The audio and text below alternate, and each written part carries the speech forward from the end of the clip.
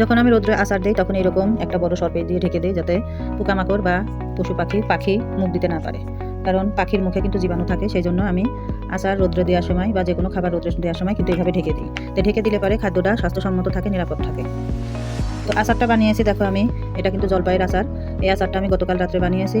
উপকরণ দিয়েছি এর মধ্যে সরিষার তেল 1 কাপ, আদা বাটা রসুন বাটা দিয়েছি 1 কাপ, এবং হলুদের গুঁড়া, সজের গুঁড়া, মরিচের গুঁড়া এগুলো ব্যবহার করেছি। হলুদ এবং মরিচের গুঁড়া ব্যবহার করেছি টেবিল চামচের 1 টেবিল চামচ, সজের গুঁড়াটা 3 টেবিল চামচ।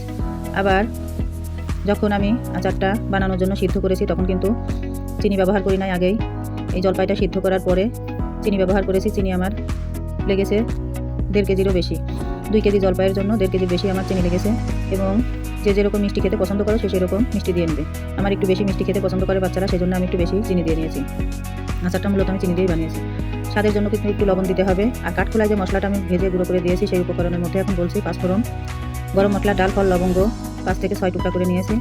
আর তেজপাতা আছে বড় বড় সাইজের 5 থেকে 6টা। আর তোমার কালো গোলমরিচ আছে 10-12টা করে। এবং আমরা যে সাদা জিরা তরকারির মধ্যে খাই সেই জিরা আছে 2 টেবিল থেকে 3 টেবিল চামচ। তো এই উপকরণগুলো আমি কাঠখোলায় ভেজে আধা ভাঙা করে এই আচারটার মধ্যে দিয়ে ভালো করে নাড়াচাড়া করে এরকম দেখো আঠালো ভাব যখন হয়ে এসেছে তখন নামিয়ে নিয়েছি। আজকে একটা রৌদ্র দিয়েছিলাম, এক রৌদ্রে এরকম হয়েছে। কালকে আর একটা রৌদ্র দিয়ে এই বিচিগুলো মূলত ফেলে দেবো। বিচিগুলো ফেলে আমি বল শেপ আকার করে বয়মে, কাঁচের বয়মে রেখে দিব। এবং আচারটা কিন্তু সারা বছর ভালো রাখার জন্য তুমি যদি 1 বছর 2 বছর ভালো রাখতে চাও অবশ্যই সিরকা বা ভিনেগার দিতে হবে। আমি কিন্তু এখানে আমার এই 2 কেজি জলপাইয়ের আচারে আমি কিন্তু 2 কাপ ভিনেগার বা সিরকা ব্যবহার করেছি। আমি তো 2 কেজি আচারের মশলার পরিমাপ, ভিনেগারের পরিমাপ, তেলের পরিমাপ সব বলে দিয়েছি। আচারে যদি পেঁয়াজ ব্যবহার করা যায় আচারটা কিন্তু খেতে আরও দুর্দান্ত লাগে। আমি কিন্তু এখানে 2 কাপ কাঁচা পেঁয়াজ ব্যবহার করেছিলাম। ভেজে নিয়ে তারপরে আচারটা বানানো শুরু করে দিয়েছিলাম, রান্নার প্রসেসটা শুরু করে দিয়েছিলাম। আর আমি তো প্রথমেই দেখালাম আমি যখন রৌদ্র দিই তখন যে কোনো জিনিস খাবার রৌদ্র দিতে গেলে অবশ্যই ঢেকে দিতে হবে, নাহলে পোকামাকড় বা তোমার পশু পাখি মুখ দিলেই খাবারটা নষ্ট হয়ে যাবে। তো সেই জন্য দেখো আমি আচারটা যখন রৌদ্র দিই এরকম ঢেকে দিই। তোমরা আচার বা যে কোনো খাবার রৌদ্র দিলে এরকম ঢেকে দিয়ে রৌদ্র দিয়ে উঠিয়ে সংরক্ষণ করে রাখবে। তা আমার এই আচার বানানোর পদ্ধতি বা উপায়টা যদি তোমাদের ভালো লাগে তাহলে এইভাবে বানিয়ে খেয়ে দেখো, খুবই সুন্দর লাগবে। আমি একদিন বানানোর পুরো পদ্ধতিটা, পুরো প্রণালীটা দেখাবো। আজকে আমি উপকরণগুলো বলে দিলাম।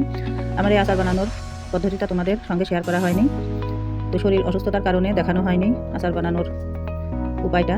আরেকদিন আমি দেখিয়ে দেবো। এর আগে অবশ্যই আমি আচার বানানো দেখিয়েছি, ঠিক সেই নিয়মেই আচারটা বানিয়ে নিলে খেতে সুন্দর লাগবে এবং সংরক্ষণের জন্য 1 বছর 2 বছরও রাখতে পারবে ঘরে।